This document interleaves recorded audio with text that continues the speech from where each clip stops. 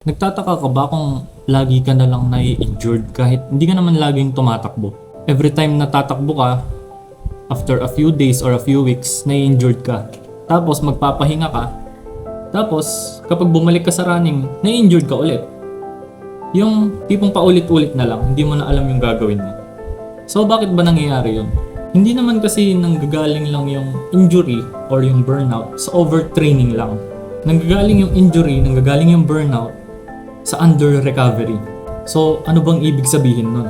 Kapag tumitigil tayo sa running, nawawala yung adaptation ng katawan natin sa ganong stress. Nag-a-adapt tayo sa mas madaling environment.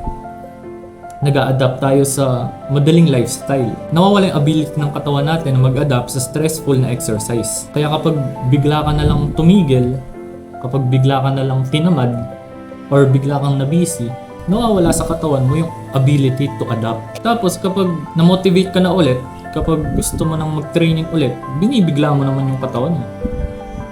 Eh dahil napahinga ka ng ilang days, nawala yung ability ng katawan mo para mag-recover. Nawala yung ability ng katawan mo para mag-adapt sa ganong stress. Tapos binigyan mo siya ng grabing stress ulit dahil motivated ka. Kaya nagkakos ng injury, nagkakos ng burnout. Yung buto natin, yung tendons natin, and yung mga muscles natin, nag-a-adapt sila hindi sa training lang. Nag-a-adapt sila sa paulit-ulit na pakonti-konting repetition. Hindi sila nag-a-adapt sa biglaang random effort.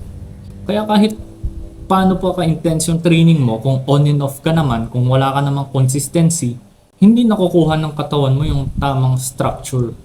Hindi nakukuha ng katawan mo yung tamang training na kailangan niya. Kaya kahit anong effort mo, kaya kahit gaano ka ka-motivated, gaano ka ka-inspired mag-training, nagkaka-injury ka kaagad. Hindi mo kailangan mag-training ng intense palagi. Kailangan mo lang mag-add ng pakonti-konting volume, mag-add ng pakonti-konting intensity, and maging consistent.